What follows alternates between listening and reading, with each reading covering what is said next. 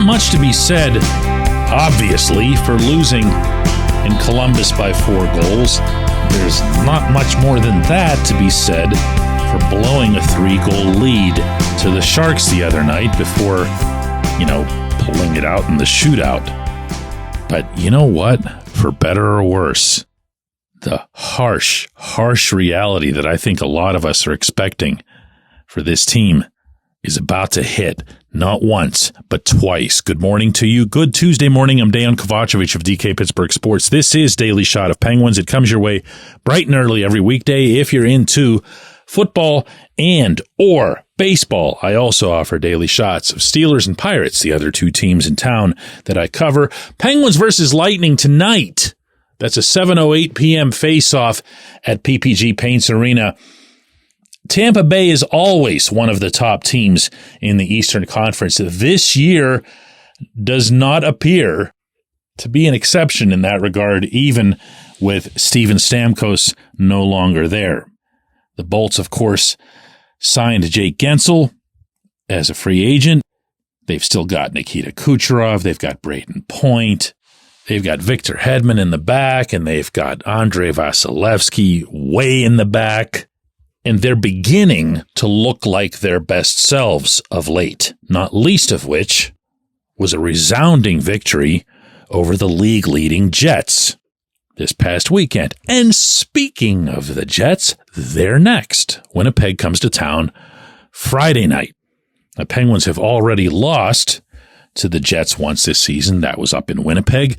They were somewhat competitive in that game. Didn't get much goaltending, but skated with those guys probably better than I thought they would. But look, what the Jets are doing, even with a little bit of a slowdown over the past week, is extraordinary. They've been off to the NHL's historically best start through the first quarter. And if either of those teams performs up to the par that they have shown to this point, this isn't going to go well. Because all those odd man breaks and clean breakaways that they give away to everybody? Well, how when they give them away to teams like the Blue Jackets and the Sharks, it doesn't hurt them all the time? Well, it'll annihilate them in this circumstance. This episode is brought to you by Bet Online, your number one source for all your summer sports needs this season, from Major League Baseball, golf, NHL, NBA playoffs. Get the latest odds and lines, including all team matchups, player props, odds on just about everything that's out there. Head to the website today or use your mobile device to get in on the action. Bet Online, where the game starts. So as I see this week unfolding, I see one of 2 things happening, and you're going to have to at least humor me on the second one. The first one is that they're just going to get smoked. The second one is that they'd get humbled in advance. And I think if you followed this team, especially over the past 2-3 years, you're going to know what I'm referencing. When the Penguins enter a matchup where they, at the player level, are convinced that they're going to get raced, they'll find that little bit of modesty that they're usually missing and be a lot more careful, be a lot smarter, be a lot more deliberate in what they do, but especially in how they defend. And then, if you backstopped by some really good goaltending, and bear in mind that Tristan Jarry is going to play at least one of these 2 games, then you can hope to get a couple of goals past the other guys, although Vasilevsky's going to be one of them and Connor Hellebuck could be the other. Only the 2 best goaltenders on the planet. Yeah, I know. I can't do that either. These aren't going to go well. Okay? They're just not. And what I'm wondering is that once these 2 are up, and then the new Utah team, of course, the old Coyotes, come into town the very next night after the Jets, that's Saturday night, and they'll be arriving with just a bunch of children. It's a really, really young roster. It's also an exciting group, fast and fun and fresh and everything that the Penguins, for the most part, aren't. I wonder if that could be the tipping point, meaning the Blue Jackets and the Sharks weren't. Obviously, almost nothing happened as a result. But once you get to these teams, the ones that you're supposed to be able to compete against to achieve your own stated goal of contending this season, then what do you got left? What do you got left? What else are you hiding behind? Or are you just stalling at that point, hoping that some of the trades that you're looking for, kind of like the Lars Eller exchange, just materializes now, even though trades aren't all that common this time of an NHL season? Whatever it is, all I've got to offer at this stage is this.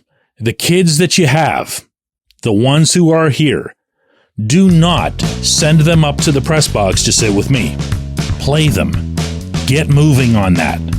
Not unconditionally, they've got to earn it, but for once, give them the benefit of the doubt as opposed to the 32-year-olds. When we come back, J1Q.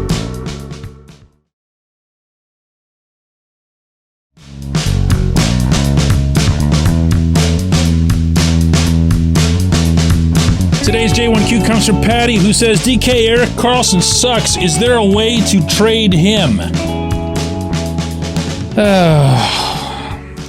Well, let me try this in a couple of parallel tracks. All right, Patty?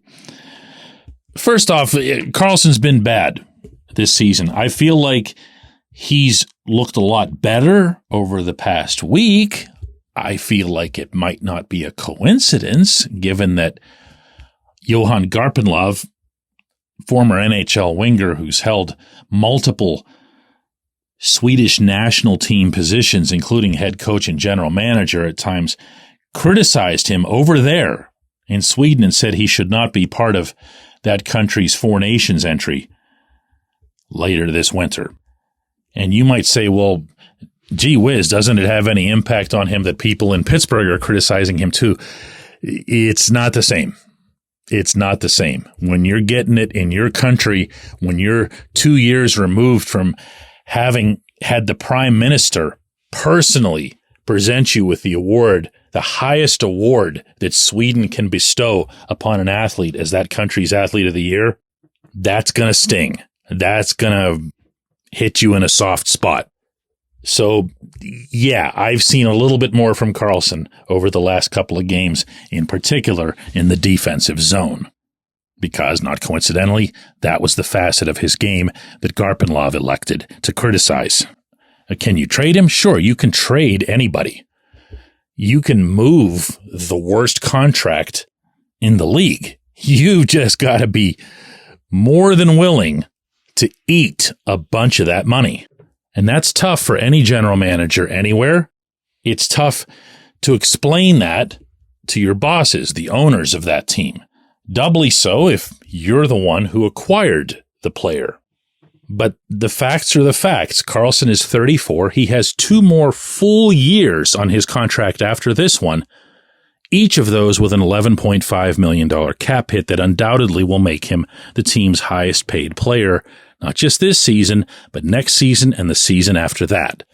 And that's a tough thing to swallow if he's not performing anywhere close to that level. Last season, you at least got something. He wasn't anywhere near what he'd been for San Jose the previous year when he won the Norris Trophy with 101 points, but he did score, he produced, good teammate, conscientious, and at least okay enough in his own end that it wasn't discussed all that much. This year, none of that's been the case. You'll see the occasional flash on offense and very little else.